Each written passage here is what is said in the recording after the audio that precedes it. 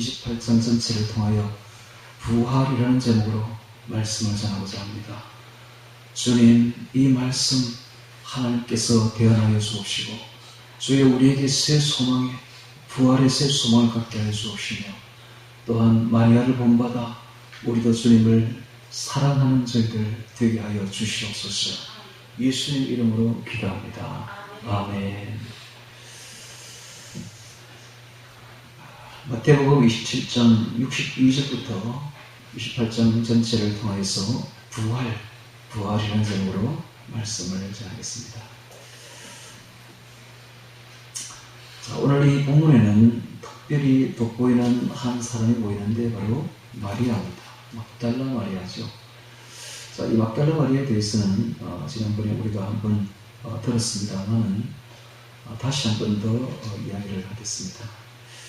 자, 이 막달라 마리아는 막달라에서 온 마리아라는 뜻입니다. 당시에 똑같은 이름들이 너무 많기 때문에 특히 여기 지금 성경에도 마리아가 몇 명이나 보입니다. 예수의 어머니도 마리아고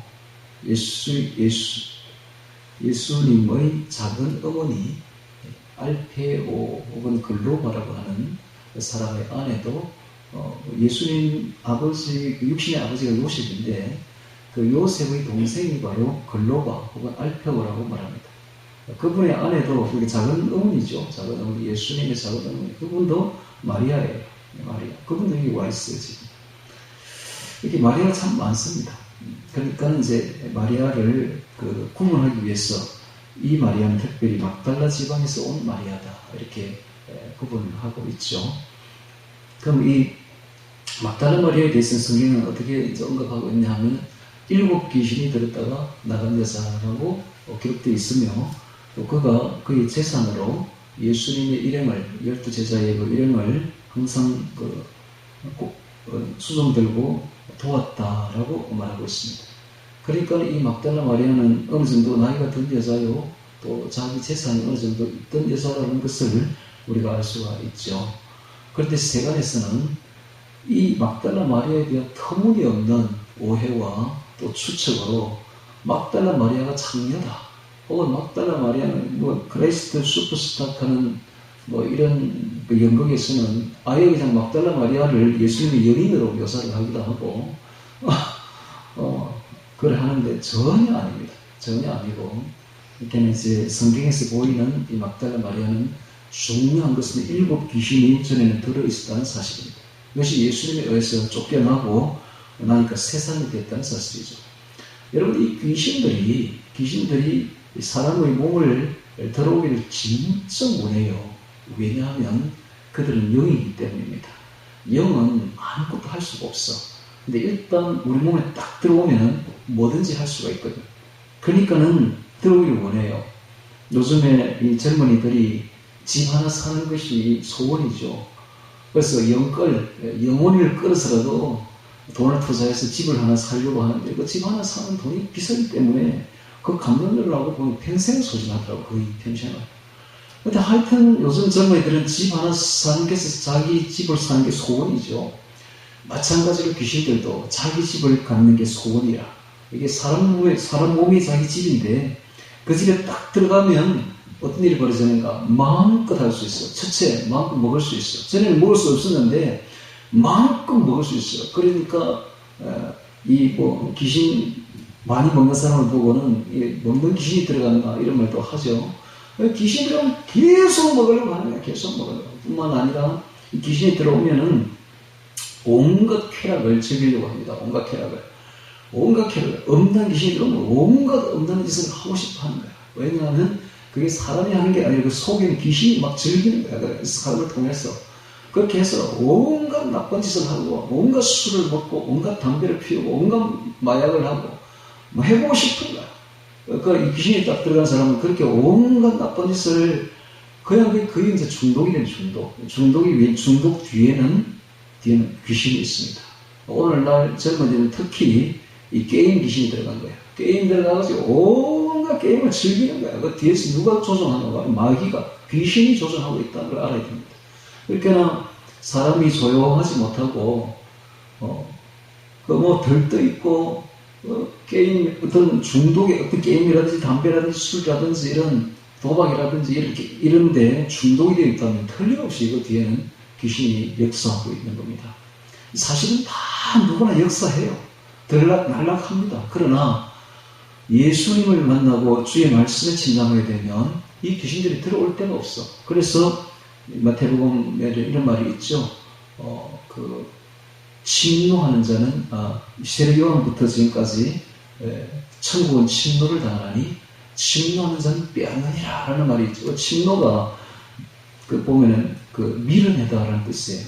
내 속에 들어있는 이 귀신들을 예수님의 음성이 들어오면, 말씀이 들어오고 말씀을 암송하게 되면 밀려나가 버리는 거예요. 다 밀려나가 버려요. 들어올 자리가 없어요. 예수님의 음성을 암송하는 게 그렇게 중요합니다. 그게 완전히 새 사람이 되어버려요.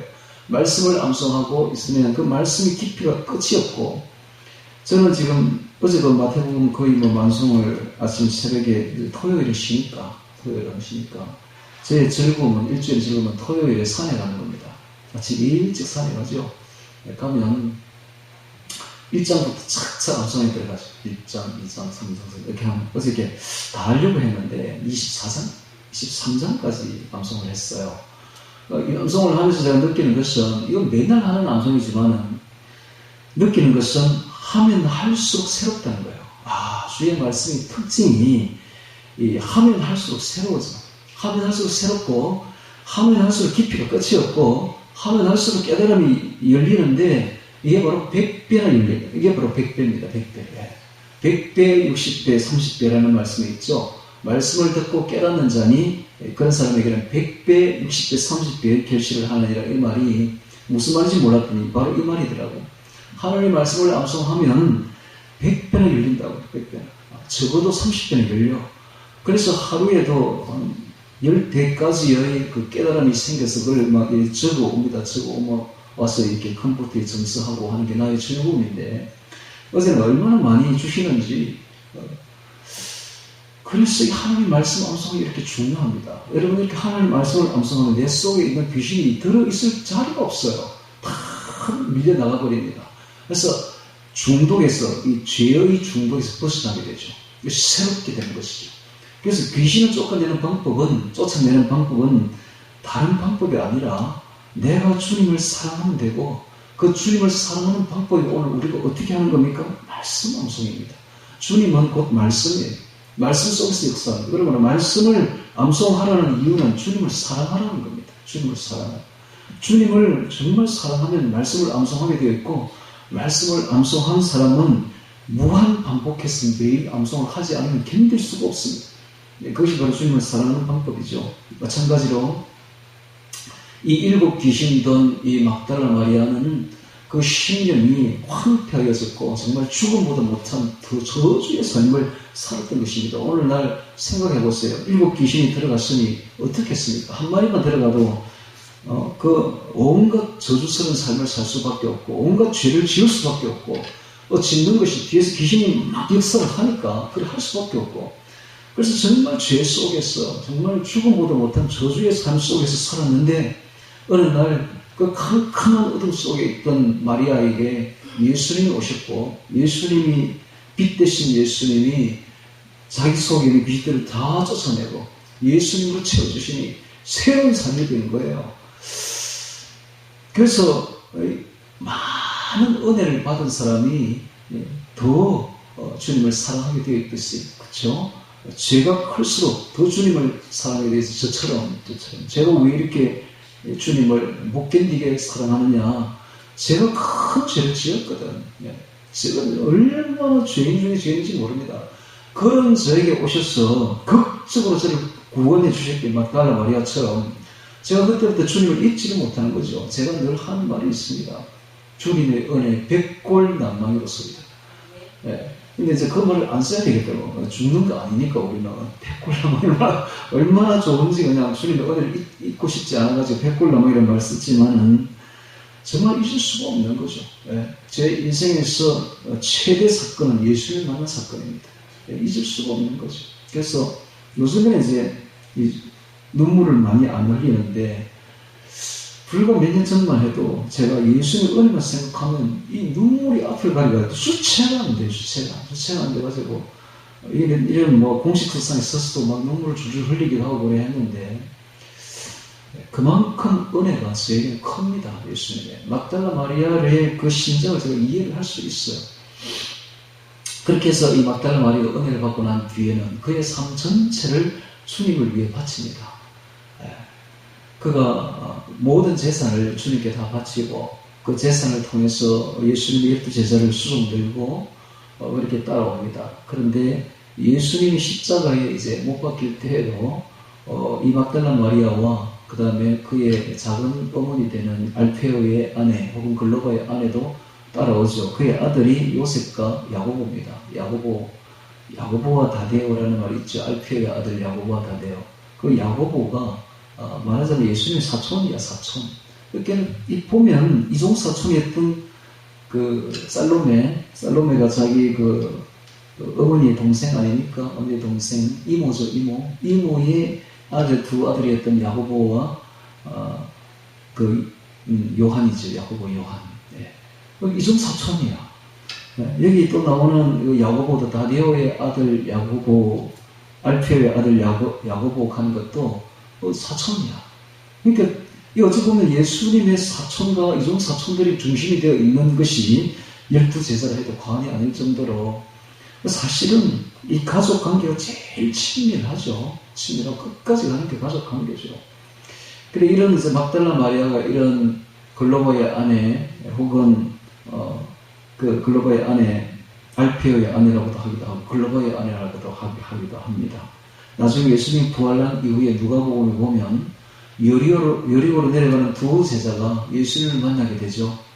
근데 그때 그 두 제자 중 한 사람이 바로 글로바입니다. 알페오라고 하는 글로바. 즉 예수님의 작은 아버지 되는 분이죠. 자, 이런 마리아들과 함께 막달라 마리아가 예수님의 그 십자가 앞에까지 나옵니다. 네, 이 여자들은 저 갈릴리에서부터 쫓아온 여자들이죠.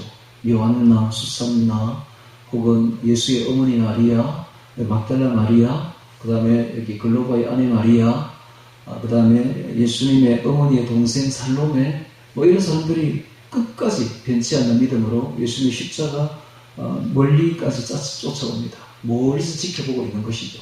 그런데 그때가 오후 3시 정도 되고 오후 12시부터 오후 3시 사이에는 극심한 예수님의 고통을 당하게 되고 오후 3시 가까이 되자 견디지를 못한 막달라 마리아와 예수의 어머니 마리아가 가까이 가죠. 십자가 밑에까지 가까이 갑니다. 그랬더니 예수님이 가까이 다가온 자기 어머니를 보고 육신의 어머니를 보고 요한에게 말합니다. 요한아 너의 어머니니라 이렇게 말합니다. 요한이 그 말을 듣자 그 어머니 마리아를 모시고서 갑니다.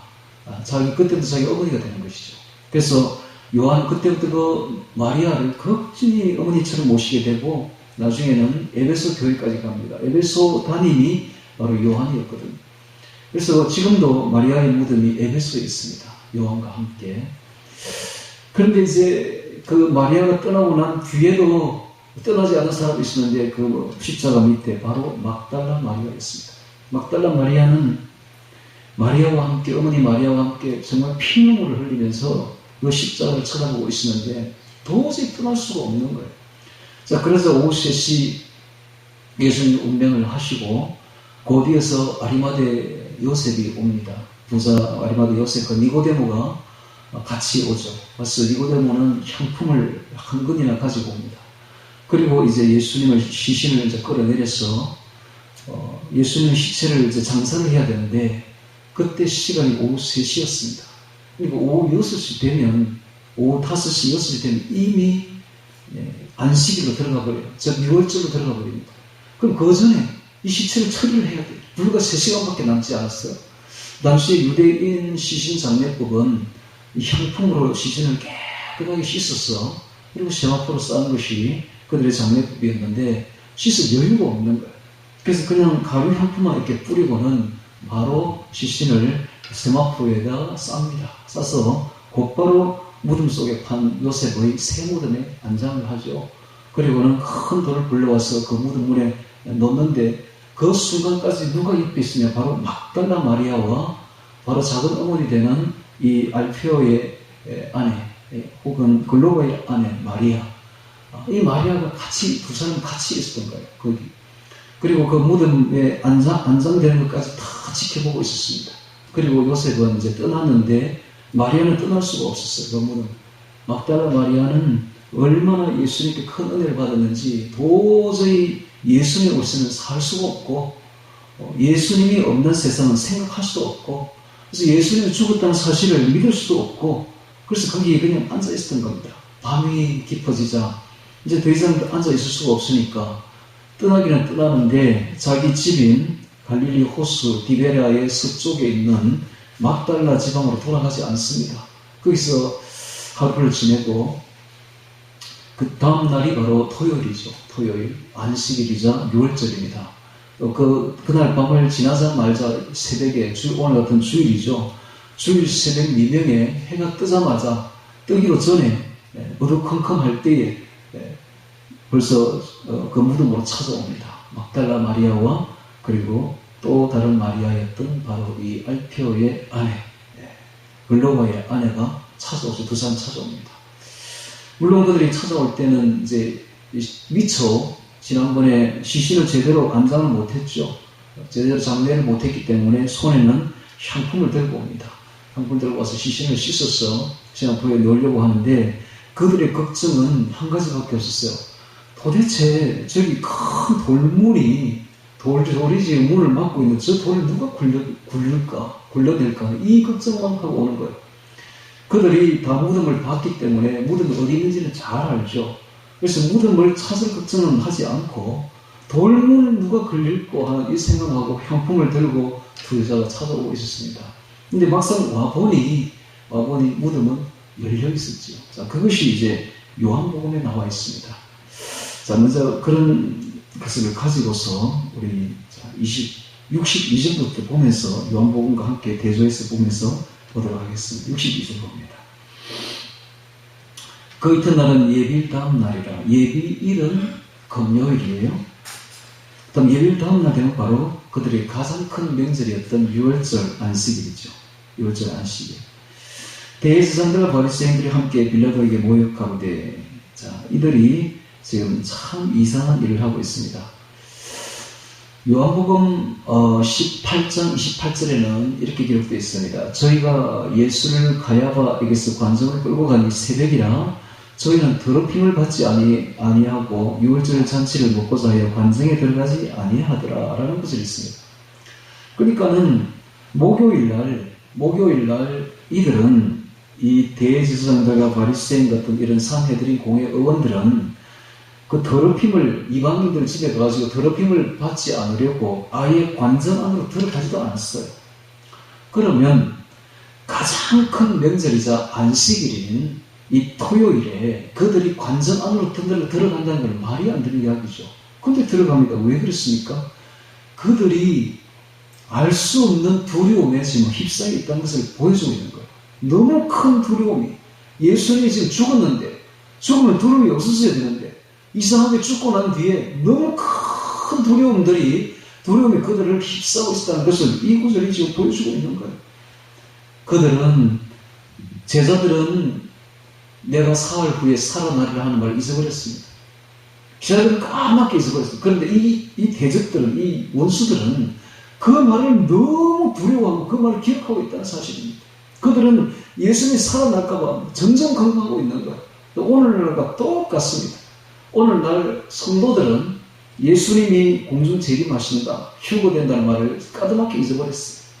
그런데 대적들은 그걸 너무 기억하고 있는 거예요. 일루미나티 세력들의 보십시오. 그들은 예수님이 공중 재림할 것이고 휴거 사건이 일어난다는 걸 너무 잘 알고 있고 휴거 사건 이후에 어떻게 이 세상을 통치해야 되는가 이걸 연구를 하고 있다니까 지금 그들은. 너무 신기하죠. 이런 거 보면. 대적들은 더 잘 알아요. 정작 성도들은 까맣게 잊어먹고 몰라.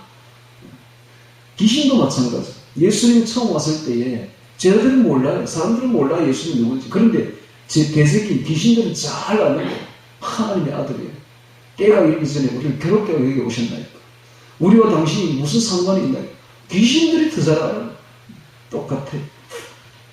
마찬가지로 이들이 너무 두려워에 지금 휩싸여 있는 것을 볼 수가 있습니다. 그들이 들어가지 말아야 될 빌라도의 관정에 들어갑니다.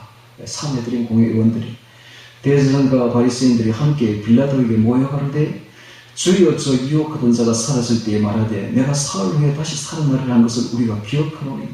여러분, 제자들은 다 잊어먹은 이 말을 대적들은 너무 잘 기억하고 있다는 사실입니다.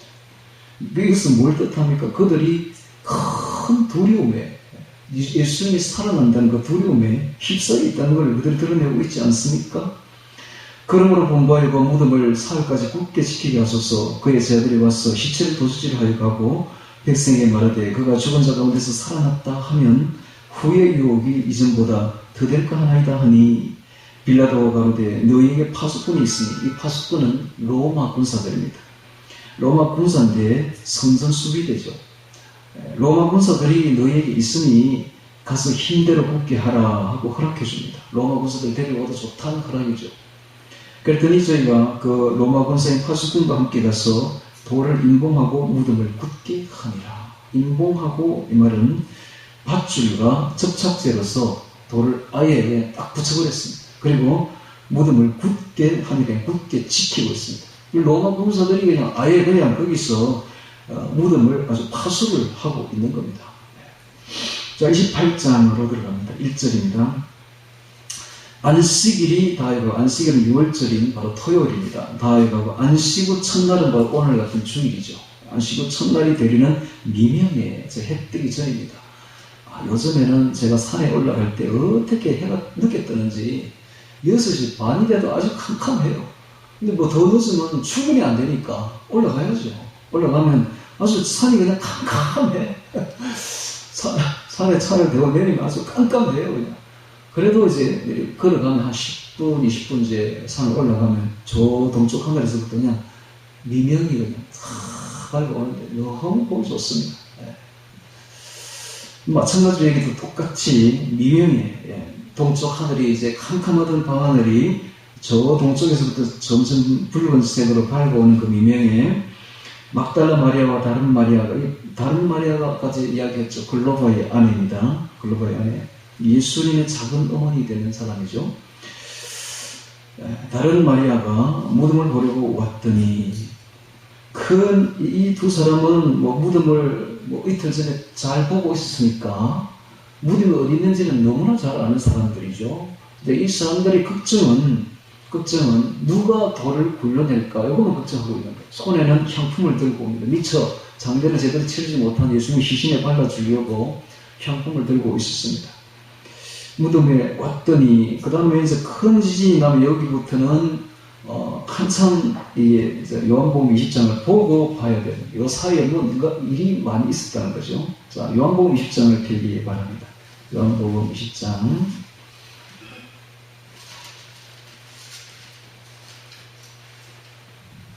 자, 요한복음 20장을 펴야 이게 탁 아구가 맞아떨어져요. 자, 20장 1절부터 봅니다.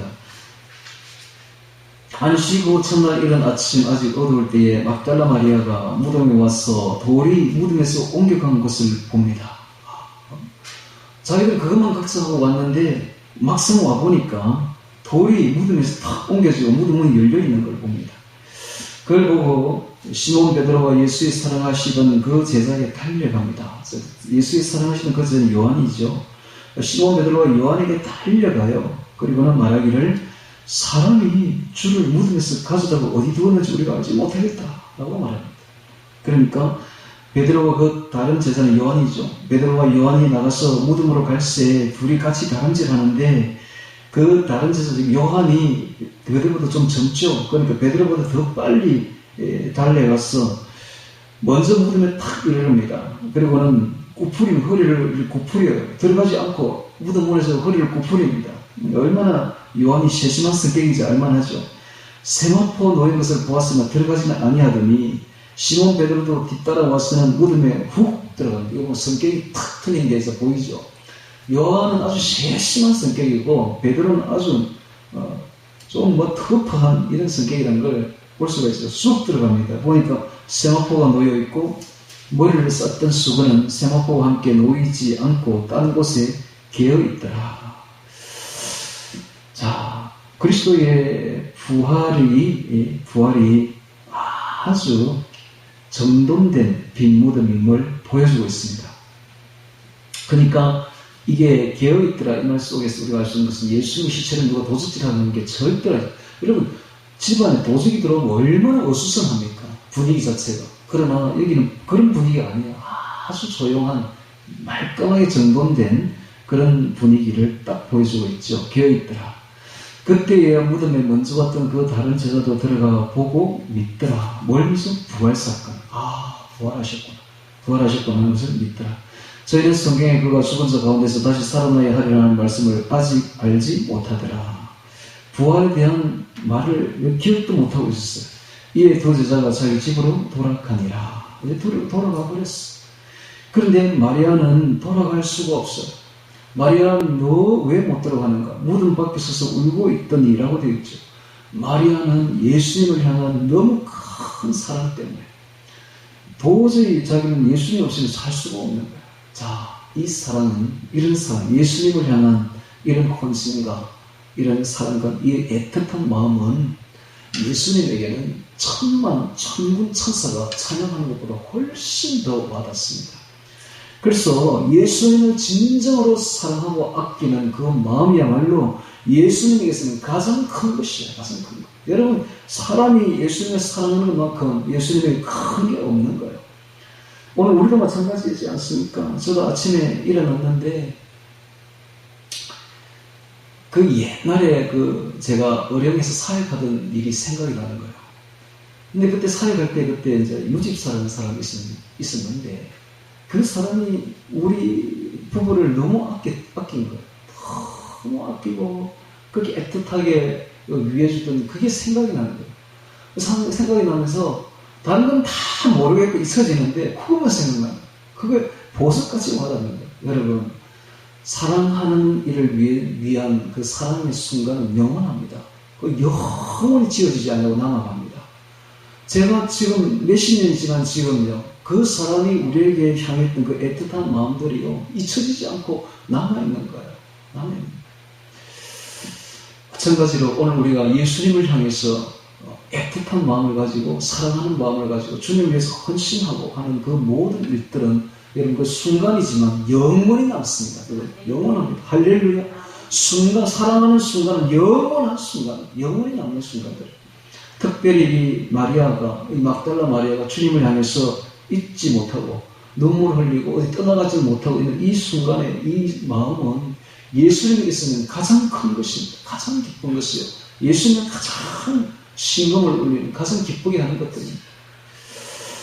마리아는 무덤 밖에 서서 울고 있더니 울면서 구부려 무덤 속을 들여다보니 흰옷 입은 두 처자, 이제 흰옷 입은 두 처자가 등장하죠.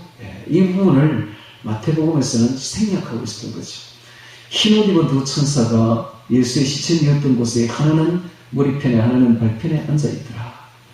천사들이 가로되 여자여 어찌하여 우느냐? 가로되 사람이 내 주를 가져다 어디 두었는지 내가 알지 못하니이다. 부활을 생각하지 못하고 있죠. 그래서 시체도 없는 로고만 가지고 울고 있습니다. 이 말을 하고 뒤로 돌이켜 예수의 쓰신 것을 보나 예수신 줄 알지 못하더라. 예수께서 가라사대 여자여 어찌하여 울며 누구를 찾느냐 하시니 마리아는 그가 동산직인 줄로 알고 가로되 주여 당신이 옮겨갔거든 어디 두었는지 내게 이르소서 그러면 내가 가져가리이다. 여러분, 이 작은 여자가 연약한 여자의 힘으로 어떻게 그 예수의 큰 시신을 가져가겠습니까? 도저히 가져갈 수 없죠. 그런데 왜 이런 걸 합니까? 그만한 사랑 때문에 내가 그 시신을 가져가리이다. 이 말은 예수님을 향한 사랑이 너무 크다는 거예요. 그 참 간절한 그 사랑, 이것이야말로 예수님을 가장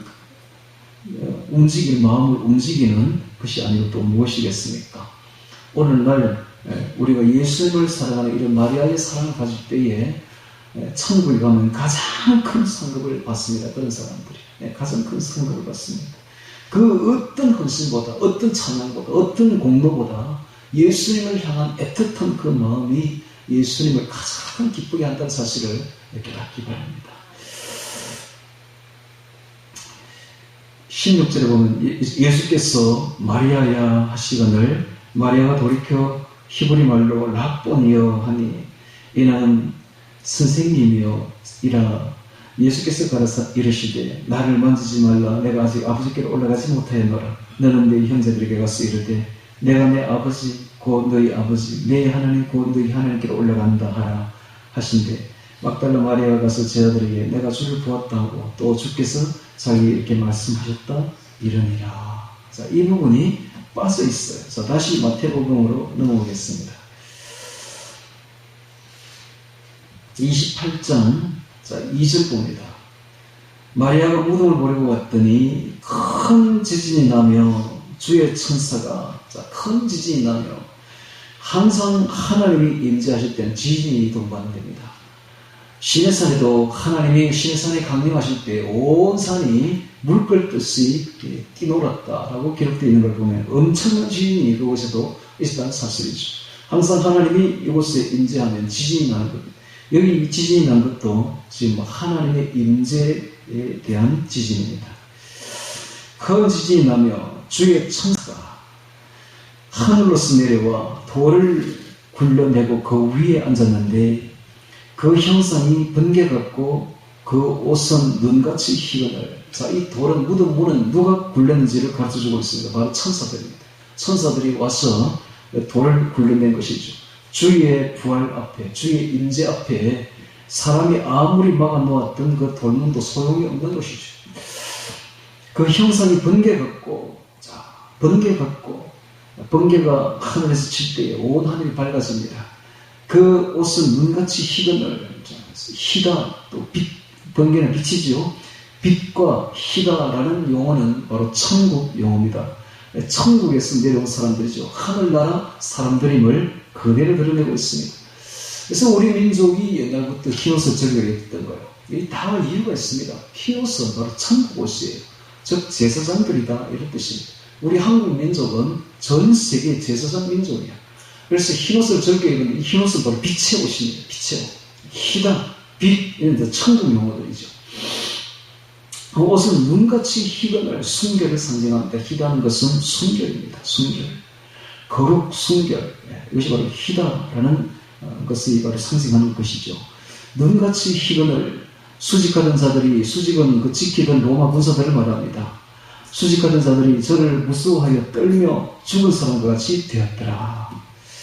자, 두 부류가 나오고 있는데 예수님이 부활하시자 떨며 무서워하는 사람들이 있고 예수님이 부활하시자 기뻐하며 정말 노래하는 사람들이 있습니다.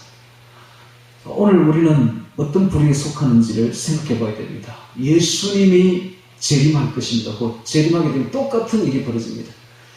어떤 부류는 예수님을 환영하고 기뻐하는 사람들이 있는가 하면 또 어떤 사람들은 떨며 정말 통곡하는 무리들이 있을 것을 성경이 말하고 있지 않습니까? 그래서 5절에 보겠습니다. 천사들이 여자들에게 일러 가로되 너희는 무서워 말라. 다른 사람은 무서워할지 몰라도 너희는 무서워하지 말라. 십자가에 못 박힌 이신 예수를 너희가 찾는 줄을 내가 아노라. 그가 여기 계시지 않고 그의 말씀하시던 대로 살아나셨느니라. 와서 그의 누우셨던 것을 보라.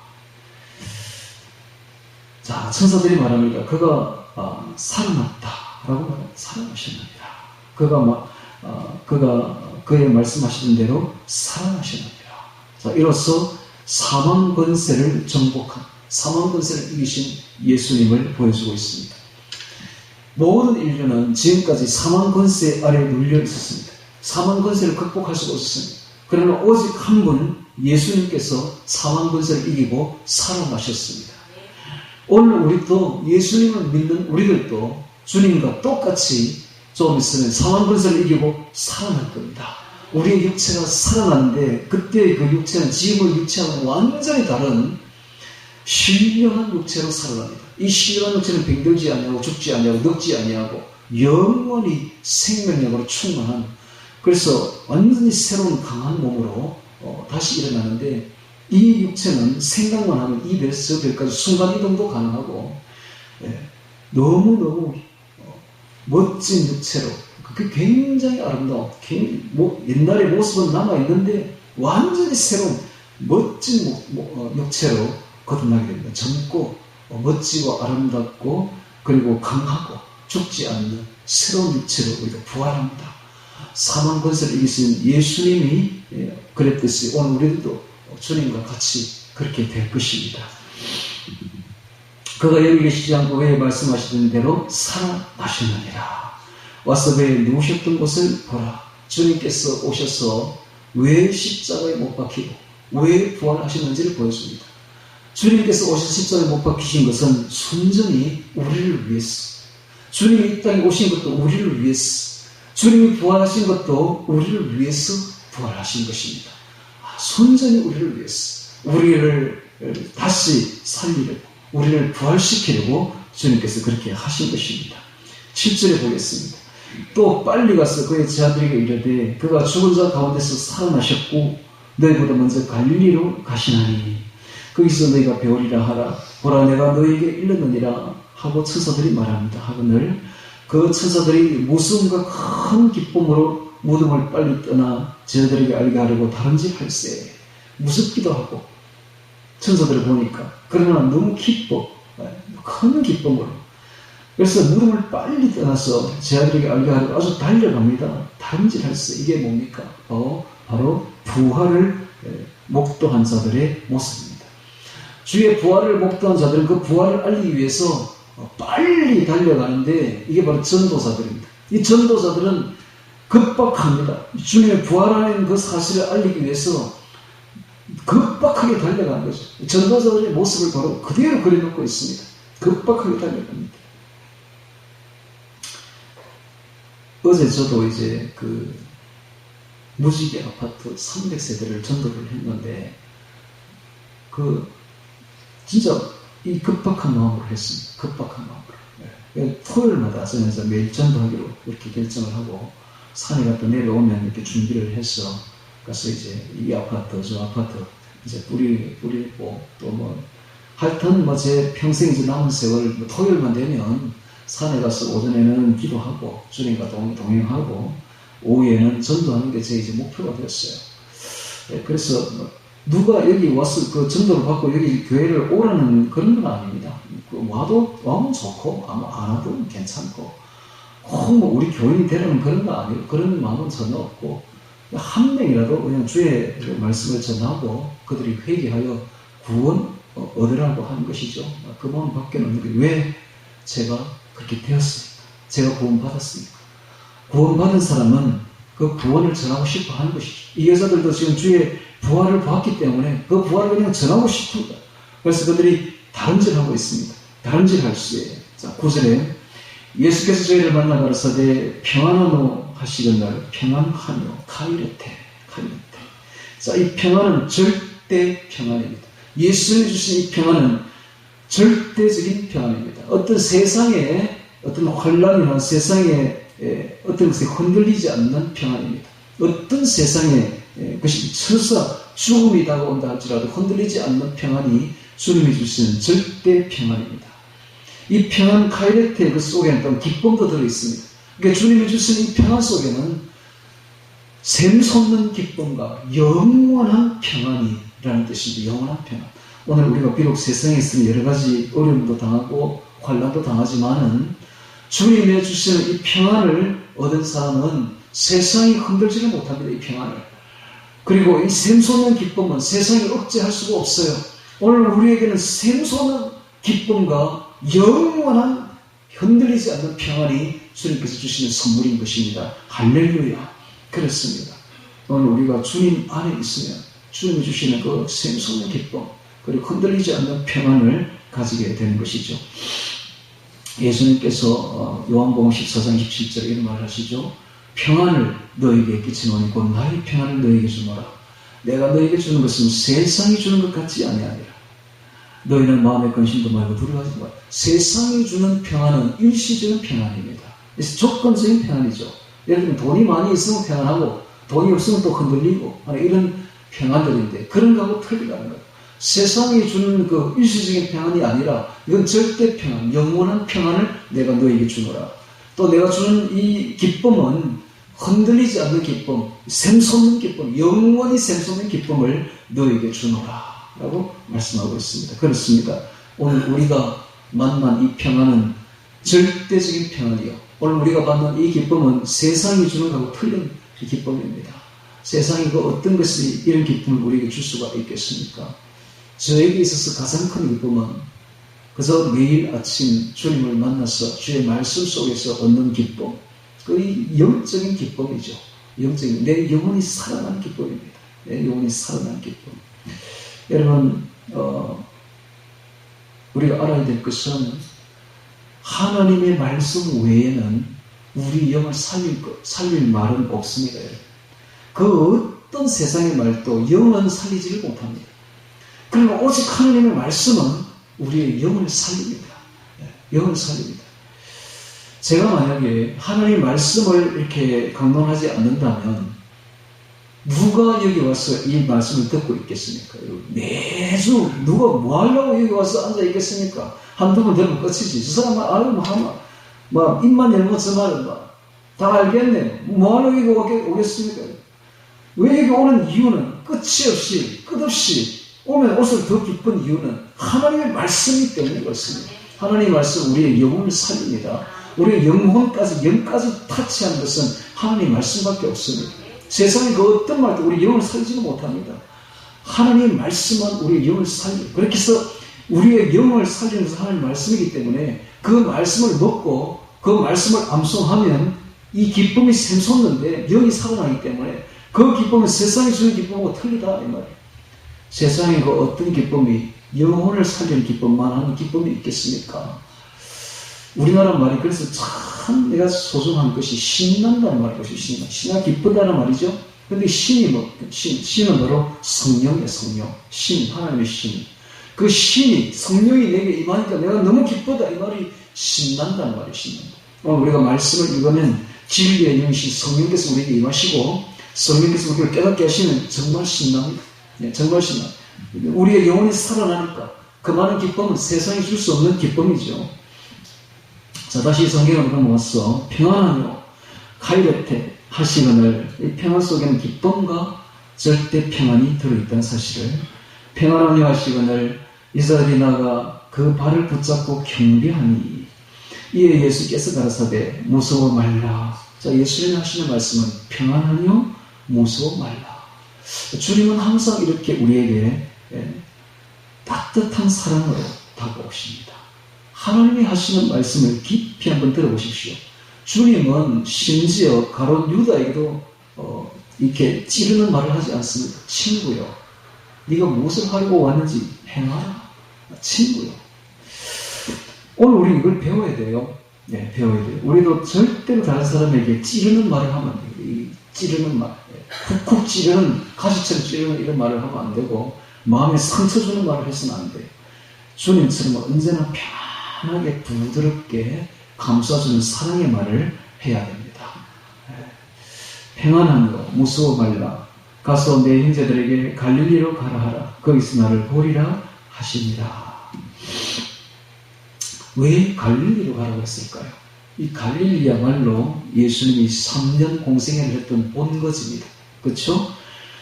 거기로 다시 모였어. 다시 옛날을 회복하자는 겁니다. 잃어버렸던 그 모든 것들을 다시 회복하자. 그리고 거기서 사명을 부어주기 위해서, 부여하기 위해서 갈릴리로 오라라고 말하고 있습니다. 자, 11절에 봅니다. 여자들이 갈 때 파수꾼 중 넷이, 이 파수꾼은 아까도 이야기했지만 로마 군사들입니다. 파수꾼 중 넷이 벌벌 떨고 있다가 이제 그들이 넷이 성에 들어갑니다. 예루살렘 성에 들어가서 모든 된 이런 바로 부활이죠. 그들이 보았던 그 부활 사건들입니다. 부활된 그 일을 대제사장들에게 고하니 그들이 장로들과 함께 모여 의논합니다. 즉 산헤드린 공회가 다시 열립니다. 사건이 벌어진 겁니다. 그들이 우려하는 일이 실제로 일어났던 것이죠. 군병들이 와서 무덤을 지키는 군병 로마 군사들이 와서 예수님이 부활했다는 말을 듣자 그들은 아연 실색하게 됩니다.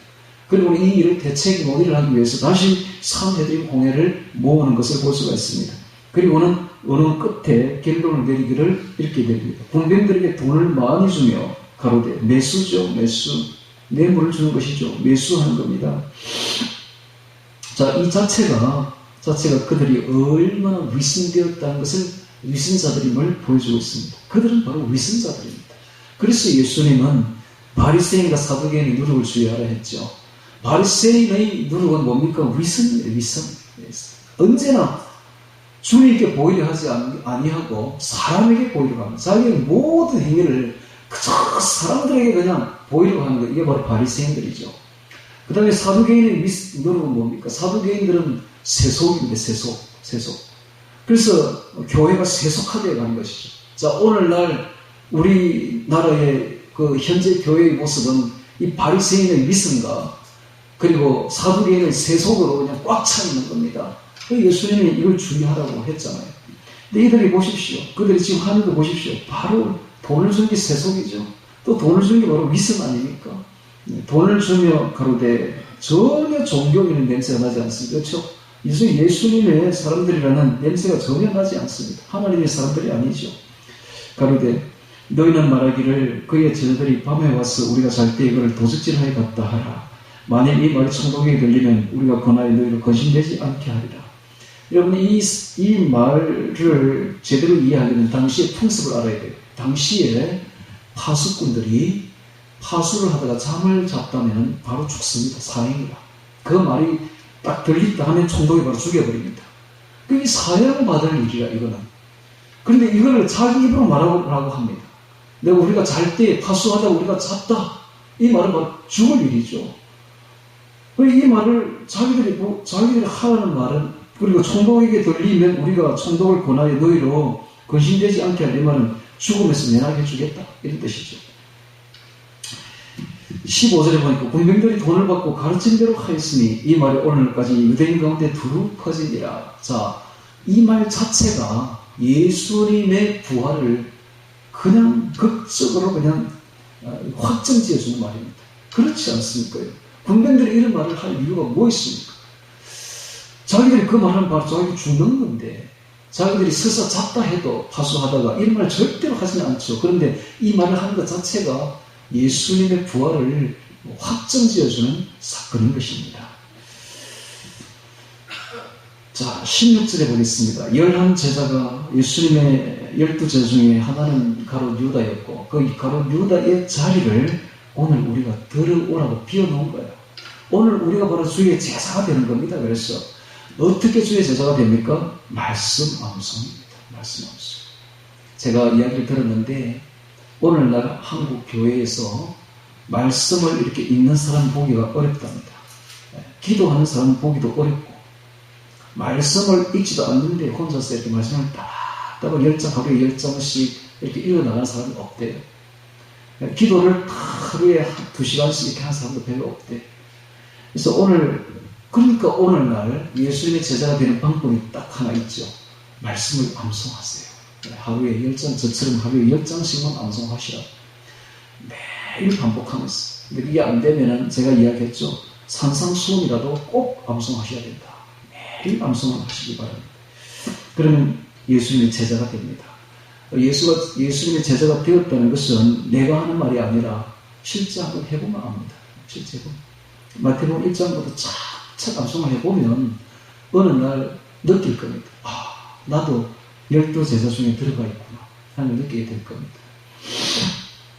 11제자가 갈릴리에 가서 예수의 명하시던 산에 이르러 이 산이 어딜까요? 예수의 명하시던 산 갈릴리에 있는 이 산이 어딜까요? 산상수훈을 했던 바로 그 산, 팔복산, 바로 거기입니다. 가장 중요한 산이죠. 네. 바로 그 산에 거기서 항상 예수님의 제자들에게 말씀을 강론하곤 했던 바로 그 산입니다. 네. 가장 중요한 산이죠. 그 산에 왜 예수님이 제자들을 불렀을까요? 자, 여기서 우리가 깊이 깨달아야 됩니다. 그 산에 제자들을 부른 이유, 우리가 산상수훈이 얼마나 중요하다는 걸 다시 한번 각인시켜주는 겁니다. 그래서 다시 한번 더 말씀합니다만은 산상수훈을 꼭 암송해야 된다. 암송해서 그 다음에 묵상해야 됩니다. 묵상해서 그 다음에 실행해야 됩니다. 그 말씀대로 옮겨가야 돼요. 그래서 행하는 자가 돼요. 뭘 행해요? 산상수훈을 행하는 자가 되어야 돼요. 그런 사람만이 천국 들어갑니다. 다시 한번 이야기합니다. 산상수훈을 암송하고 그것을 묵상하고 깨달은 것을 그대로 실행에 옮기는 행하는 그 사람만이 주의 제자가 되고 천국에 들어갑니다. 이렇게까지 이야기하는 교회가 없습니다. 이건 무슨 이야기예요? 솔직히 내가 맨날 이야기하는 여러분들이 이제 무감각해졌는데 다른 교회 가서 이렇게 말해보십시오. 쫓아내버립니다. 그런 역사. 어렵게 이야기를 하고 있어. 우리가 할 수 없는 이야기를 지금 맨날 하고 있어. 그냥 평안하게 신앙생활 하면 되지. 내가 너무 큰 숙제를 주고 있죠. 네. 여러분 숙제 받아야 됩니다. 천국 들어가려면 쉽지 않습니다. 숙제 받고 어렵게 신앙생활 해야 돼요. 우리 교회가 뭐 주일날만 예배를 드리니까 아주 편한 교회처럼 생각할지 모르는데 천만에요. 제가 하는 숙제를 따라 하려면 맨날 2시간 이상씩은 최소 2시간입니다. 저는 저 같은 경우는 4시간, 토요일 같은 경우에는 거의 하루, 오전 전체를, 거의 하루 전체를 주님께 바쳐야 되는 그런 숙제를 지금 주고 있는 겁니다. 자, 그래서 이 갈릴리에 가서 예수의 명하시던 산에 이르러 하틴산, 팔복산, 산상수훈을 했던 바로 그 산에 이르릅니다. 왜 이 산에 이르렀겠습니까? 산상수훈이 중요하다는 걸 다시 더 각인시켜주는 것입니다. 예수를 배웠고 경배하나 오히려 의심하는 자도 있더라. 왜 의심할까요? 하나님이 눈을 안 열어줬기 때문에. 여러분, 하나님이 눈을 열어줘야만이 깨닫습니다. 하나님께서 눈을 열어준 사람만이 믿게 됩니다. 이 믿는 것이 그냥 믿는 게 아니에요. 똑같이 말씀을 들려줘도 어떤 사람은 믿고 어떤 사람은 안 믿습니다. 왜 그렇습니까? 하나님이 눈을 안 열어줬기 때문에. 그래서 하나님께서 눈을 열어주는 사건이 그렇게 중요합니다.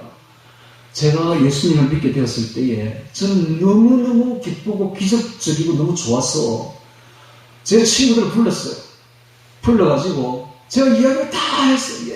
얘들아 내 이야기 좀 들어봐. 내가 예수를 믿게 되었다 하면서 책을 막 주는 거예요. 내가 이거 읽어봤는데 너도 한번 읽어봐. 놀라운 일이 벌어졌는데 이 친구들 안 믿는 거야. 뭔데? 내가 너무 틀린 거야. 왜 이렇지? 나는 믿어지는데 왜 안 믿어질까? 이 아들이 눈을 안 열어주면 안 믿어집니다. 여러분. 그렇지 않습니까? 눈을 열어줘야지. 예수님께서 성령으로 우리에게 눈을 열어주야만 믿는 거죠.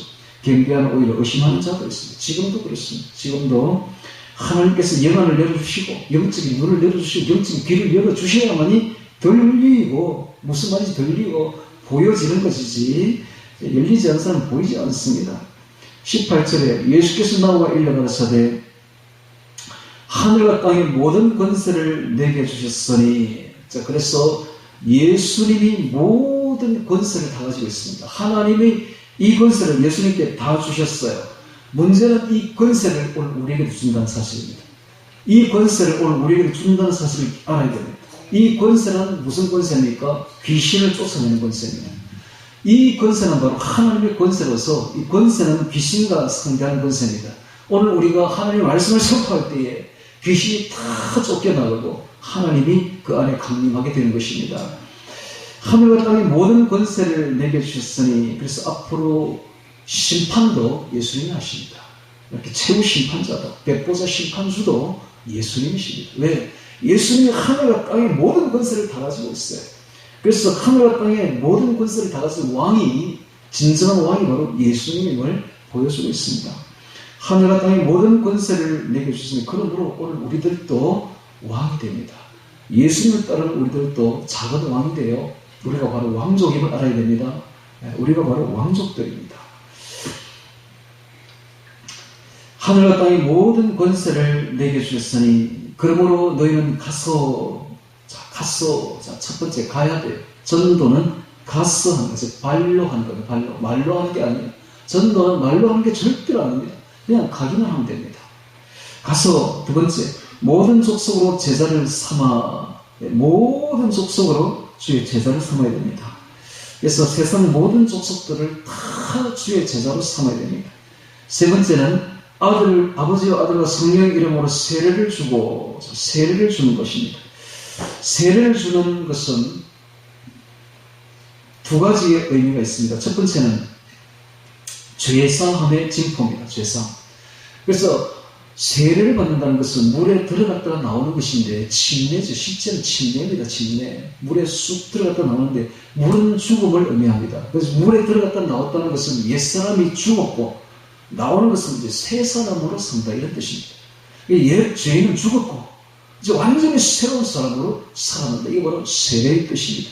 두 번째는 세례를 주게 되면 주님과 하나의 거룩을 이루게 됩니다. 이제 주님을 세례받은 사람은 똑같은 부류로서 하나의 교회를 생성하게 되죠.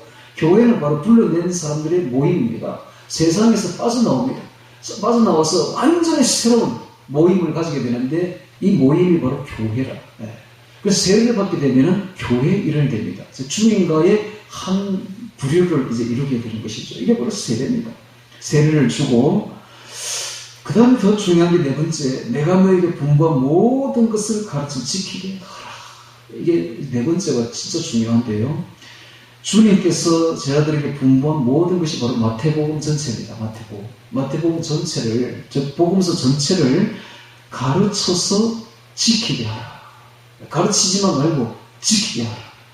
이게 바로 저희들에게 주신 분부죠. 이게 바로 유언이고 이게 대성교 명령입니다. 그래서 성교 앞에 있는 성교 명령보다 더 중요한 것이 가르쳐 지키게 하라입니다. 가르쳐 지키게 하라. 그래서 이 가르쳐 지키게 하려면 제가 늘 이야기합니다만 암송을 해야 돼요. 암송을 해야 되는데 자, 이 지키게 하는 데까지 가려면 첫 번째, 먼저 말씀을 봐야 돼요. 말씀을 보면 5%입니다. 5%. 말씀을 듣고 보는 것은 5%밖에 안 돼. 이 100% 중에 오늘처럼 여러분들이 설교 듣는 것 또 말씀을 보는 것은 5%밖에 안 된다니까. 근데 이걸 이제 말씀을 이렇게 쓰게 되면은 15%까지 올라갑니다. 15%. 말씀을 쓰면 굉장히 이게 딱 정리가 돼요. 정리가 되고 깊이와 박힙니다. 제가 설교를 할 때도 항상 어떤 문구를 이렇게 씁니다. 이렇게 보십시오. 썼잖아요. 딱 썼죠. 쓰면은 정리가 탁 돼요. 그래서 깨닫게 되고 이해가 잘 돼요. 이렇게 쓰면 15%까지 올라가요. 그래서 여러분들처럼 이렇게 쭉 뒤로 앉아가지고 말씀을 듣는 5%밖에 안 돼. 다 해서 먹고 95% 다 날아가 버려요. 5%밖에 안 남는다. 쓰게 되면, 여러분 이제 쓰는 사람이 있는데 쓰게 되면 15%에 올라가야 돼요. 근데 이걸 암송을 딱 하게 되면 50%까지 올라가요. 암송합니다. 이거 암송해도 50%밖에 안 된다니까. 근데 암송을 하다가 한 구절이 딱 생각이 나면서 깨달아져. 이게 묵상입니다. 깨달아서 기도하게 됩니다. 그 말씀 붙잡고 기도하게 돼요. 그럼 75%까지 올라가요. 75%. 그래서 이제 이게 암송하다 보면 어느 구절에서 틀지 몰라. 어느 구절에서 이 묵상이 될지 몰라요. 생각지도 못한 구절에서 그냥 다 깨달음이 옵니다. 깨달음이 오면서 그 구절을 붙들고 기도하면 엄청난 은혜가 내려옵니다. 이게 75%. 그 다음에 100%가 되려면 그 말씀대로 행하는 겁니다. 하기 싫지, 못하지. 내 생각은 절대로 행할 수 없는 일을 사랑해줘, 사랑. 그 사랑을 어떻게 제가 행할 수 있겠습니까? 나의 능력이 아닙니다. 근데 말씀이 그렇게 시키는 하라. 그럼 그대로 행해 보는 거예요. 그 100%, 그럼 100% 되는 겁니다. 그래서 말씀을 지켜, 가르쳐 지키게 하라. 가르쳐 지키게. 그래서 여러분들이 항상 다른 교회 이런 말 안 합니다. 이런 말 하는 것은 우리 교회밖에 없어요. 누가 여러분 다른 교회에서 암송하라는 말을 감히 하겠어요? 지도 못하는데. 자기도 암송을 안 하는데 누가 교인들 보고 암송하세요 이런 말 함부로 할 수 있겠어요? 못한다니까. 그러니까는 안 되는 거예요. 지킬 수가 없는 거예요. 지키려면 적어도 성령께서 강력하게 음성을 주고 깨닫게 하고 묵상이 되고 그 깨달아져야 이게 이제 행동으로 이제 겨우 옮겨가는데 그래도 될까 말까인데 읽어가지고는 일이 안 된다. 근데 오늘날 교회에서는 어느 정도는 한 5%밖에 안 해요. 너무 얕게 교육하고 있는 거예요. 너무 얕게. 이래가지고는 한국교회 안 됩니다. 그래서 앞으로 우리가 되려면 유대인처럼 암송을 시켜야 돼요. 유대인들은 모세 오경을 다 암송하거든. 그러니까 세계 1등 민족이 되는 거예요. 오늘 우리가 그들은 모세 오경을 해도 그 정도인데 복음서를 만약에 저처럼 이렇게 암송하게 되면 어떤 일이 벌어지겠습니까? 기적이 일어나는 거예요. 세계 초인류 국가가 됩니다. 아이들이 완전히 머리 혁명이 일어나버려요. 그래서 오늘 우리 교회부터 시작해서 새로운 물결을 일으켜야 됩니다. 가르쳐 지키게 해야 됩니다. 지키는 데까지 나가야 돼요. 행하는 것은 우리가 할 수 없어요. 이게 말씀을 암송하고 성경의 은혜를 받으면 성령께서 저절로 그렇게 합니다. 명령을 합니다. 속에서. 안 할 수가 없어요. 주의 말씀을 암송하고 묵상을 하고 깨달아지면 이게 할 수 없는 사람도 하게 되어 있다니까. 이 사랑이야, 사랑. 만인을 사랑하는 것, 원수까지 사랑하는 것, 그게 바로 온전입니다. 내가 온전한 것 같이 너희도 온전하라 하는 말이 바로 그 말입니다.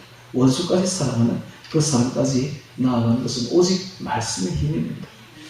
그래서 지키게 하라. 부활절 내가 세상 끝날까지 너희와 항상 함께 있으리라. 이게 바로 임마누엘입니다. 임마누엘. 볼지어다 내가 세상 끝날까지 항상 너희와 함께 있으리라. 마태복음 1장에서 처녀가 잉태하여 아들을 낳으리니 이름을 예수라 하라 하면서 하는 말씀이 그 이름을 임마누엘이라 하리니 이는 그가 하나님이 우리와 함께 함이라 하는 뜻이라 라는 말이 있죠. 1장에서 시작된 그 임마누엘이 마지막에도 그대로 반복되고 있습니다. 내가 세상 끝날까지 너희와 항상 함께 하리라. 그렇습니다. 우리 주님은 어떤 분인가? 우리와 함께 하시는 분이십니다. 특별히 우리가 말씀을 암송하고 말씀을 묵상하며 말씀과 함께 걸어갈 때에 하나님 우리와 함께 하십니다. 하나님과 함께 하는 것이 바로 동행이죠. 동행. 동행은 어떻게 이루어지는가? 말씀을 암송할 때 이루어집니다.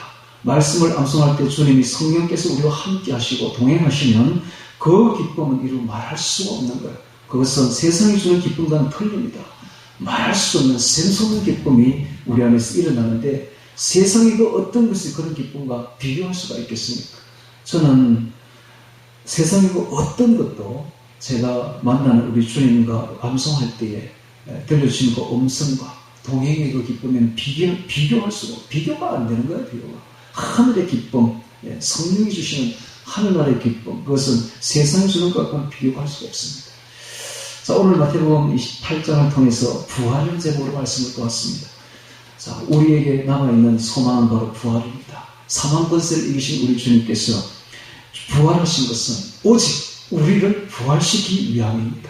그러므로 오늘 우리가 예수를 믿고 우리도 다 부활하여서 저 천상에서 우리가 그토록 그리던 우리 주님을 우리 눈으로 목도하며 우리가 주님 품에 안겨서 영원히 주님과 함께 살아갈 수 있도록 항상 주님과 함께 동행하시기를 주의 이름으로 축원합니다. 다 같이 오늘 말씀 기억하며 기도드리겠습니다.